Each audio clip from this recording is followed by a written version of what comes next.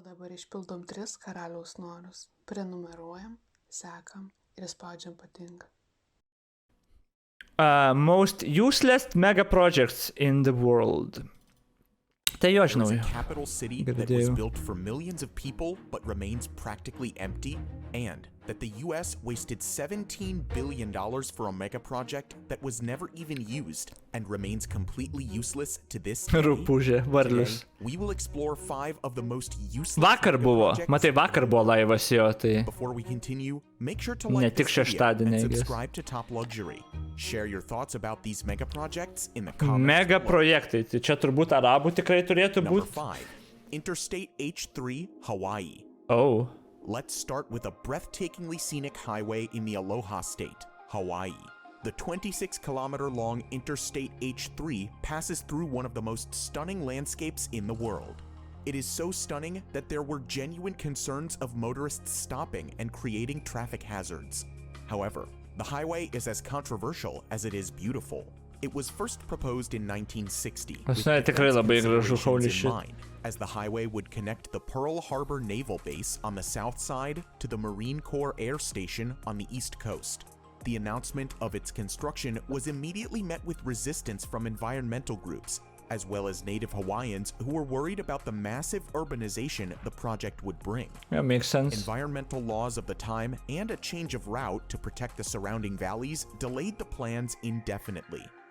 26 years later, the environmental hurdles were removed when the Congress exempted the project from environmental laws and cleared the way for construction to finally begin in 1989. The highway was finally opened in 1997, almost 37 years. Nu, jis gan svarbus, tai neįeitų šitą sąrašą, aš manyčiau. H3 is often considered an engineering marvel because of the difficult terrain it is built on and the advanced technologies used in its construction. In addition to the numerous high-tech tunnels, the highway runs almost exclusively over viaducts to protect the local environment in the valleys Bet jo, kodėl below. čia yra useless? Tai nėra useless. Route changes and newer but more expensive technologies meant that it was completed 5 times over the original estimated budget. The total cost of construction was $1.3 billion, which is about $50 million per kilometer, the most expensive cost per kilometer in the world. Expensive, bet nėra useless, I guess, ne? This beautiful highway isn't useful for everyone. Critics believe that it's a road to nowhere because the defense considerations of the 60s are no longer relevant. Oh, nes dabar ne... Honolulu. Then there's the case of native Hawaiians. Nes dabar nebereikalingas iš esmės. The H3 to this day. They consider it to be cursed as many religiously significant cultural sites were destroyed during its completion. The Interstate H3 highway is certainly an achievement as far as megaprojects go. However, for certain native groups, it remains useless. At least it isn't completely abandoned, like the next project on our list. Oh. Okay, man jau patinka. Ciudad Real, España? Port, Spain. Spain is one of the prime travel destinations in Europe, and that was a key consideration when the idea for the Ciudad Real Central Airport was conceived. It was tipped to be the go-to destination for holiday travelers within Spain, as well as international visitors. The vision for this new airport was to make it an alternative to the already heavily overcrowded main airport in Madrid. The new airport had one of the top 5 longest runways in Europe and could serve 2 million passengers a year. That's a relatively low number compared to Madrid's 70 million passenger capacity. However, expansion plans were already in motion to boost the capacity up to 10 million annually. So, when it finally became operational in 2009, the $1.3 billion expense might have seemed justified. However, all these plans came to a grinding halt in 2012 when the company behind the project filed for bankruptcy. Uh-oh. The problems began with the location of the project.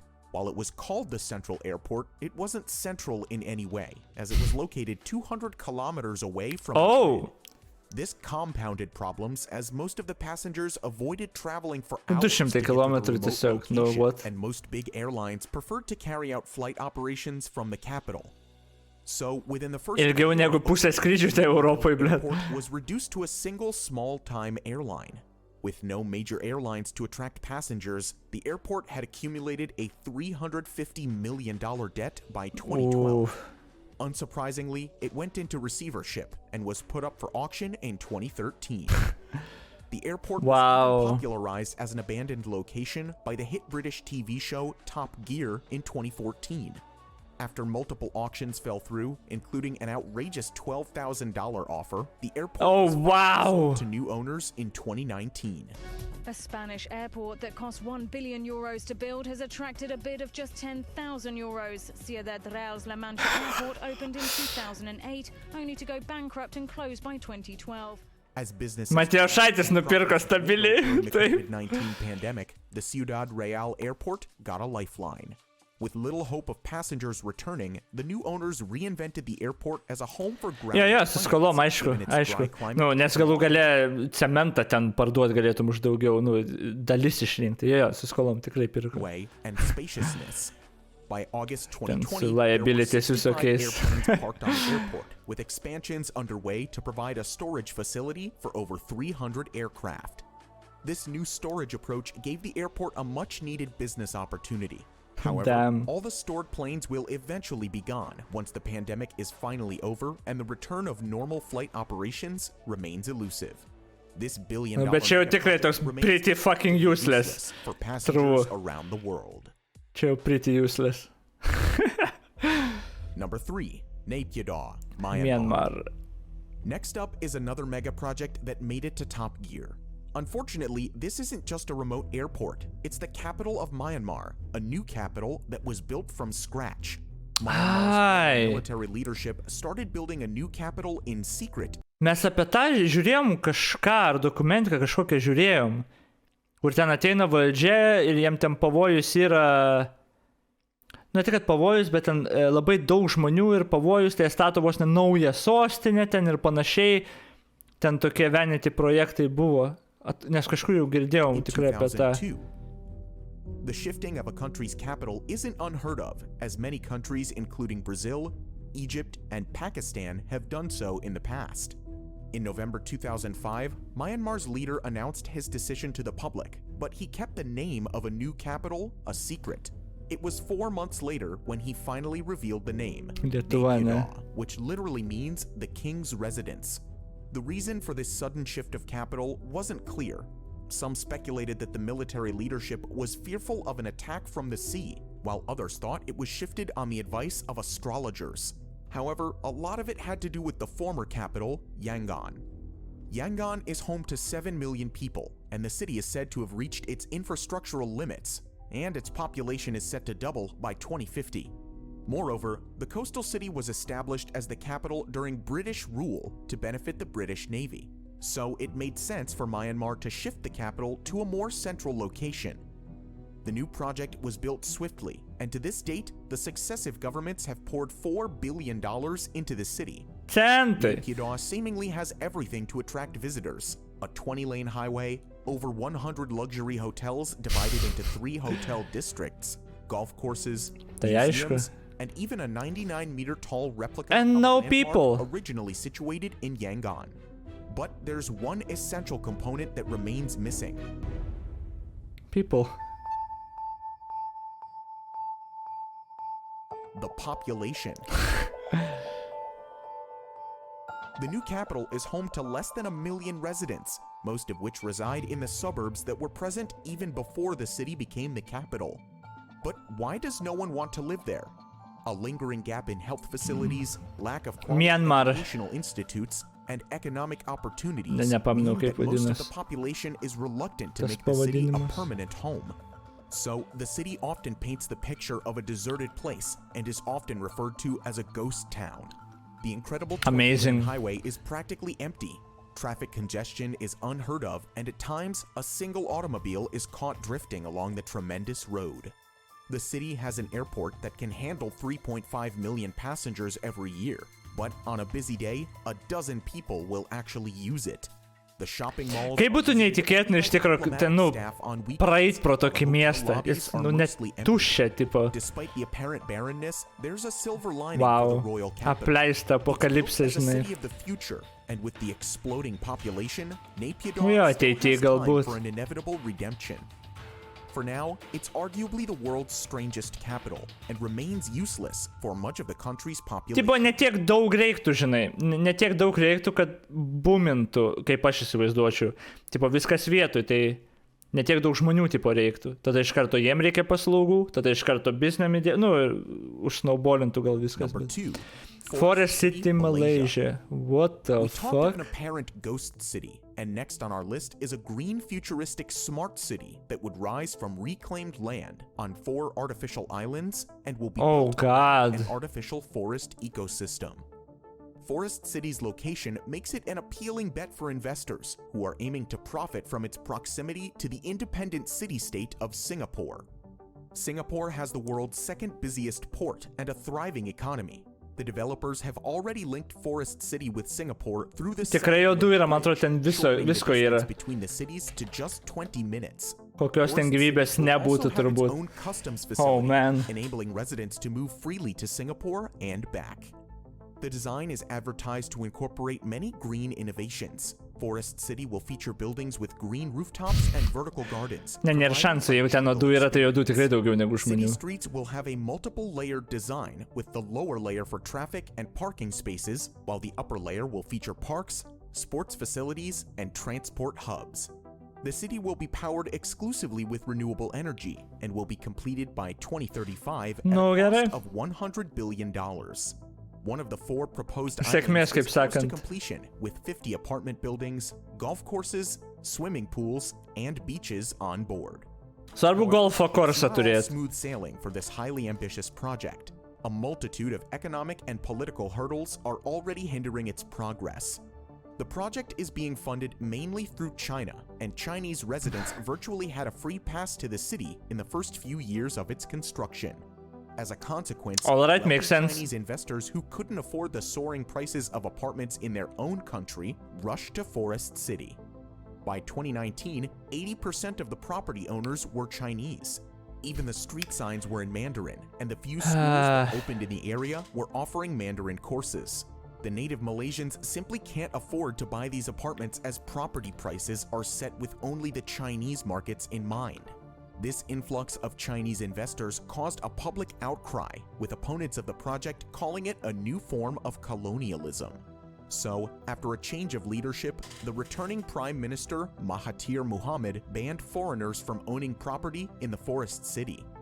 Many foreigners started leaving the city, and new All right. investors were discouraged. The next major setback came in the form of the pandemic and the worldwide travel bans. Malaysia's movement control order meant that no new investors could move in. Lots of existing investors opted out of the project due to the uncertainty. So, by the start of 2020, less than 500 people were actually living in the residential developments, which is Geras not kaimukas. considering that Forest Bent City tai is golfą jau designed for turi. 700,000 people. The project has remained in flux ever since, with some salespeople claiming that fewer than 10 homes were sold at Forest City since the start of the coronavirus pandemic. Moreover, Country Garden laid off more than 1,000 of its Malaysian workers in the past year, signaling the epic Matijošaitis ir čia downturn in supirko, project gali būti, budgets. čiūju. Forest City was probably too ambitious to begin with, too futuristic to truly achieve, and too politically challenged to succeed anytime soon.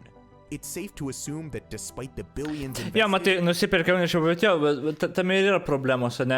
Kai kokia developing country, šalis, kuri dar vystosi, ekonomiškai viską, nelabai turtinga, pradeda statyti nekilnojamą turtą ir panašiai, ir tu ateini iš užsienio šalies ir superki tą turtą, nes tau čia labai pigiai.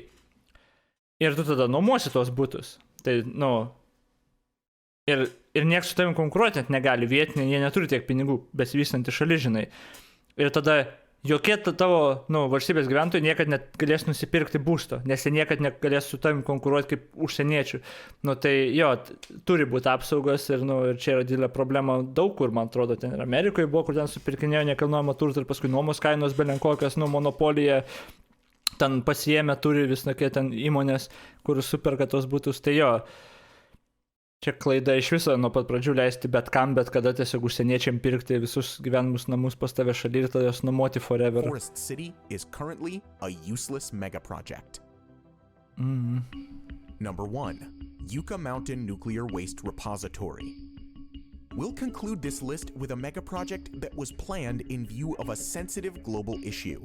Nuclear waste isn't talked about as much as other environmental problems. However, if not stored properly, it can be deadlier than anything ever witnessed since the advent of civilization.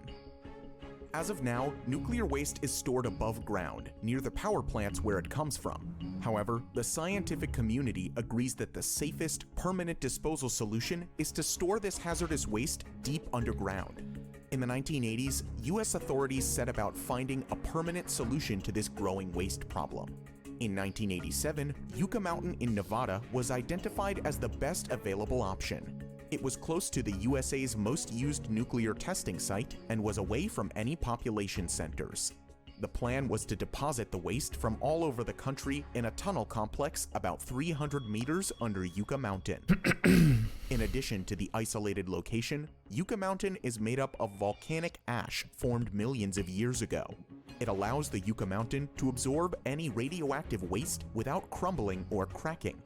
Yucca Mountain seemed like a great location for a repository. Žiūrė, literally mes ir apie tai žiūrėjom. Bet, šito video nėra. Kaip rašas kanalas pohui. Literally, va tą žiūrėjom video, žiūrėk. Why don't we just shoot nuclear waste into space? Aš nežinau, kaip tu pataikai, bet literally vakar, man atrodo, valinkas. Vakar šiandien aš šito į YouTube nedėjau niekur, neiškripau, bet pavyzdžiui, video, kodėl tiesiog į kosmosą negalima. Nes šitą temą ir, jau prieš daug metų iškelta idėja, tai yra, į kosmosą tiesiog nusiunčiam, yra labai daug problemų su to. Tiesiog pataikai, ką žinau. Ir čia, kas galėjo žinot, kad žiūrint tą video, paminės nuclear waste ir tada, tu paklausi, čia tiesiog sutapimų ant topo sutapimų, arba ne. Arba konspiracija. Agentas čia. Geras čia buvo. But none of them were in Nevada. So the congressional representatives and Varlinas Karalius grinai. Čia geras, man patiko. Nuclear dumping site in the whole country. Furthermore, question marks were raised over the official hydrological and Ta prasme, pas mane emautas, taigi tas standartinis Varlinas. Jau kiek 6 metų, kiek 5 metų, kiek aš streaminu. Tas emautas nuo pirmos emautas mano. Karalius Fields. Varlinas, OG Varlinas. Opponents believed that the site was unsuitable for a repository, as it runs the risk of contaminating a nearby water source. The water source flows into Amargosa Valley and is used by Native Americans who have lived in the area for centuries. Varlių karalius, vaflių karalius geriau jau. Approval in 2002, and the Department of Energy resumed construction. However, Nevada's opposition only grew stronger. They contended that routine exposures during the transition will stigmatize Nevada's residents and affect tourism in the state. For the opposition, the only reason Nevada was getting the repository was because of its lower population and smaller representation in Congress. By the time Barack Obama took office, the whole project had become highly politicized, and in 2010, the Obama administration made the project unworkable and stopped funding it. Saugu turėtų būti tipo pohui gal, bet ordered its resumption dabar tai again, useless, but ne? there has been little progress since. The Biden administration has clearly stated that Yucca Mountain isn't a part of the country's plans anymore. Nevada seems to have won the battle after 4 decades. Decades of planning, legal troubles, and over $17 billion. Tokį dalyką tai reikia labai jau saugiai padaryti, jeigu bent kokia rizika yra. It has never been used and remains a useless mega project. So, what do you think about these mega projects? Do you think that any of these have a shot at being useful in the future? Let us know in the comments down below. Okay, tai tada iš karto antrą dalį, Most Useless Mega Projects in the World Part 2. From the world's emptiest airport, which was eventually used as a warehouse to store rice, to an abandoned stadium in the heart of the Amazon rainforest. And from a massive hotel in one of the least visited countries in the world to a revolutionary science project that ended up wasting billions of dollars. In today's video, we bring you some of the most useless mega projects in the world. Number 5. Brazil's controversial stadium in the rainforest. Čia kaip Vilniaus stadionas. Jo. Brazil famously hosted the 2014 Football World Cup, and for a country so obsessed with the sport, it was a pretty big deal. Oh man. However, the country needed a lot of renovations to be ready for the showpiece event. In total, Brazil had to build 12 new football stadiums and renovate some old ones. This massive mega project was going to cost Brazil a total Jo, of čia $11 šiandien billion. gerai gaunasi. But despite the immense Bet aišku, cost, visi apie the country stadioną was looking pagalvoja, forward čia to showing Vilniaus. its passion for the sport to the whole world.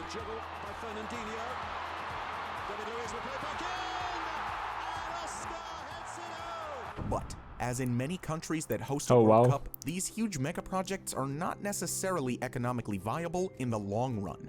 Critics and economic consequences are often overlooked to deliver the best show possible for the World Cup. In many ways, the whole project didn't make any economic sense. But the most obvious was the construction of the Arena de Amazonia in Manaus, which took 4 years to build and cost around $250 million. The construction itself was no easy task. Manaus is Brazil's 7th largest city, but it is located in the middle of the Amazon rainforest. This remote location poses difficult challenges in moving large amounts of goods.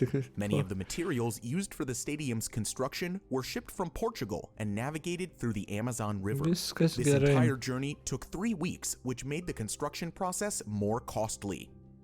But the problems with this mega project ran much deeper. After all the effort and money that went into building this new stadium, it only hosted 4 matches at the World Cup. Jo, aš norėjau pasakyti, ir man atrodo dabar, aš kai streamą jungiau, kažką mačiau, numetė apie Katarą, bet jo, aš girdėjau istorijų apie olimpinės, man atrodo, ar kažką ten, o gal ir World Cup'ą ten buvo ne olimpinės, bet jo, tipo, ant evento, jo, ten buvo World Cup'as.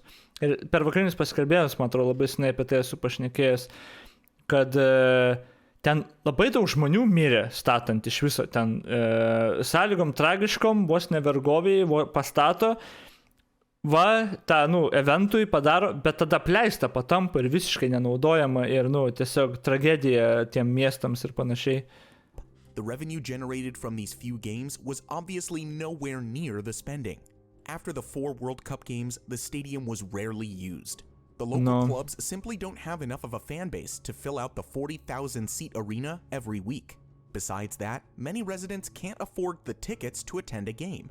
So, for the local clubs, the maintenance cost and rent for the stadium outweigh the total revenue. The stadium was used again for a few competitions, like the 2016 Olympic Games. But, as with the 2014 World Cup, it was only needed for a few days. It hasn't been used for many events ever since, and is only a reminder of how the money to build it could have changed the lives of many Manaus residents. Number 4. Sag. China's abandoned ghost cities. O, pagaliau prie tų prieinam, jo, nes kai ne, China's taigi. rise as a major economic power in the early 2000s was accompanied by a real estate boom. Mega projects sprung up all over the country, and its major cities became home to some of the world's most famous skyscrapers.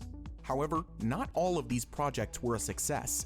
In fact, China has accumulated plenty of ghost cities that cost billions to build but have largely remained empty. For today's video, we turn to China's Hebei province, which is home to one such project. The Xiangyun International Project is an 1,800-acre development in Shijiazhuang that was dubbed as a city within a city. Developed at a cost of $3 billion, the project consisted of 2 parts: a bigger high-end residential community with apartments and theme parks, and a smaller commercial hub containing shopping complexes and skyscrapers. The location of the project is very convenient, as it is built right next to a high-speed train stop and in close proximity to underground metro stations. This location isn't at all isolated like some of the other Jo, sakau, į tokius labai faini būtų series. nuvaryti po So how did this į tokius enormous apšiai project mirusius end up miestus. abandoned with almost no Amazing. population? Bet į Kiniją negaliu varyti taip, kad. When the project was first announced, there was a lot of positive excitement. 700 housing units were quickly sold, but in 2014, the construction was stopped abruptly as the real estate company behind the project was put under investigation by the local authorities.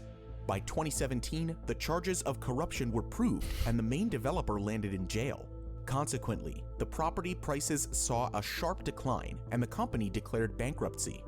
As of now, thousands of homeowners have not been able to move in because the project has been confiscated by the government. The half-finished development remains unused to this day, and the already developed areas have started deteriorating. Strangely, traffic can be heard roaring across the streets just outside the district, but inside, it paints a picture of a ghost town that is only inhabited by stray animals.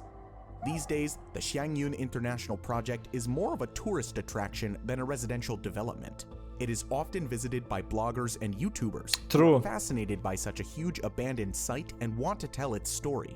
There's no official indication that the project will resume anytime soon, and it looks like this $3 billion mega project will only be visited by adventurers. Number 3. The world's emptiest airport. The island nation of Sri Lanka just ended its deadly civil war. The victorious president, Mahinda Rajapaksa, immediately made plans to give the country an economic push. At the time, the country's biggest city, Colombo, was the only city with an international airport. However, that was all about to change as the president envisioned a second commercial hub in the Hambantota, located 250 kilometers away from the former capital. This region was already experiencing a massive construction boom, and a new seaport was built there with the help of China to invest billions into infrastructure projects. The next big plan was to build Sri Lanka's second international airport in the small town of Matala, located just outside of Hambantota city. At the time, a government agency submitted a report advising against the construction of a second international airport at Matala. The report concluded that the money would be better spent on extending the international airport in Colombo instead. However, the government ignored the warning and still went through with the plan. Construction began in November 2009, and the airport was completed in just over 3 years. It was named after the president himself and officially opened for flight operations in March 2013. The total cost of the project was $210 million, 190 of which were loaned by China. The Matala Rajapaksa International Airport is a modern airport by any standard. It can handle up to 1 million passengers every year and has a 35-meter-tall air traffic control tower.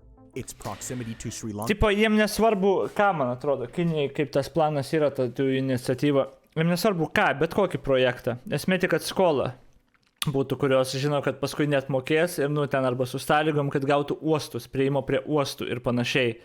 Kad galėtų eksploatuoti uostų žmonių ir šitaip sukurti tą trade routą po visą pasaulį iš esmės, tai jo, čia ta strategija. Lanka's most famous tourist attractions China vėl. Location for many travelers, so there was some optimism when the airport was opened. While it looked like a reasonable project at first, the red flags were always there, most important of which is its geographic location. The airport is located in a small city with a population of just 20,000 people, a third of which live below the poverty line, so the local demand for the airport is non-existent. Even though it's close to many tourist hotspots, a lack of effective transportation makes it less desirable for travelers. In 2014, the airport was used by 3,000 flights and serviced 50,000 passengers. For an airport designed to serve 1 million passengers, the numbers were too low. But the worst was yet to come. Due to low demand, the airliners were quick to cancel operations, and within a year, it was registering losses of $18 million per year. Even Sri Lanka's state airline stopped operating flights at the start of 2015 after Rajapaksa's defeat in the elections. With no demand and rarely any traffic, the wild animals in the vicinity started to outnumber the people using the airport. On one occasion, the government had to employ 3 to chase the wild animals away from the premises. Its huge area was also used as a rice storage warehouse to reduce losses. Matala Rajapaksa was making all the wrong headlines, and in 2016, Forbes turned it as the world's emptiest airport. In 2018, the airport was completely abandoned when Fly Dubai, the only airline still using it, stopped its operations. Critics claim that the project was not economically viable from the start, and that it was developed simply because Hambantota was the home region of the former president. Former President Mahinda Rajapaksa has been accused of pushing the country further into China's debt trap, especially after his seaport project also failed. The airport became briefly operational during the COVID-19 pandemic as the demand for return flights grew. Its long-term future, however, remains uncertain, with no clear plan in place. Number 2. America's largest failed science project. We start today's list with one of the largest physics megaprojects in history. When completed, the superconducting supercollider in Texas would consist of a circular tunnel system around Waxahachie that would serve as the world's most energetic particle accelerator. Particle accelerators use electric fields to accelerate. What the fuck, kodėl negirdėjau, kad yra failed collideris? Visi aišku apie CERNą ten girdėjom ir ten kitus tos mažesnius, bet kad yra kažkoks failed collideris? Particles to very high speeds. They are used for research purposes and help scientists unearth the mystery. I guess failed, todėl ir negirdėjom, gal nežinau. Particle accelerators have been around since the 1930s, and as of today, about 30,000 of them have been built around the world. However, none of them come close to producing as much energy as the superconducting supercollider planned to be built in Texas in the 1980s. Design calculations for the SSC began in 1983, and the project was approved by the Reagan administration in 1987. The project found massive support in Texas due to its wide range of applications and the hope of scientific supremacy. But while the plans for the project looked promising, reality painted a very different picture. As it turned out, a project of this scale faced many unsolved challenges, which eventually led to a point where the whole project had to be reconsidered. But what exactly happened? The biggest roadblock, as with many failed megaprojects, was the budget overrun the SSC accumulated over the years. According to initial estimates, the whole project was to be completed at a cost of $4.4 billion. However, the project's magnitude made it impossible to stay within the allocated budget. The SSC's ring would have a circumference of over 87 kilometers, meaning that a tunnel of that proportion would become one of the longest tunnels in the world and completely surround the town of Waxahachie. That involved undertaking a massive civil engineering project to excavate millions and millions of tons of soil. Away from the construction site, questions were being raised about the viability of the project. Many politicians and even members of the scientific Užsibrėžė per didelį amerikiečiai panašu. Elsewhere. NASA was already working on the proposal to launch the International Space Station and required as much funding as they could get. By 1992, the estimated costs Jis apie viską papasakot, man atrodo, ir viskas būtų dalis konspiracijos. Against the project was getting stronger. Just a year later, in 1993, the cost estimates had soared up to $11 billion. By that time, $2 billion had already been spent on the project to dig up a tunnel extending up to 22 kilometers in circumference. With costs rising and rising, the government finally decided to officially pull the plug on the superconducting supercollider. Since the 22 kilometers of tunnels were not in use, they were intentionally Frowny face. as a way to preserve them. While the United States canceled the SSC, the efforts to build a high-energy particle collider continued in Europe. In 2008, the European Organization Jo, čia naujas veikėjas, aš vakar pats pirmą kartą mačiau toks žiaurus konspiratorikas. $1 billion, and it lies in a 27-kilometer tunnel near Geneva. Meanwhile, parts of the SSC site in Waxahachie are now occupied by a chemical manufacturing company. The SSC was an epic project that would have shaped the United States in the field of particle physics. But it turned out to be way too ambitious at the time and ended up costing billions of dollars. Jo, čia panašu, kad tiesiog per smarku sugalvojo. Number 1. The most useless hotel in the world.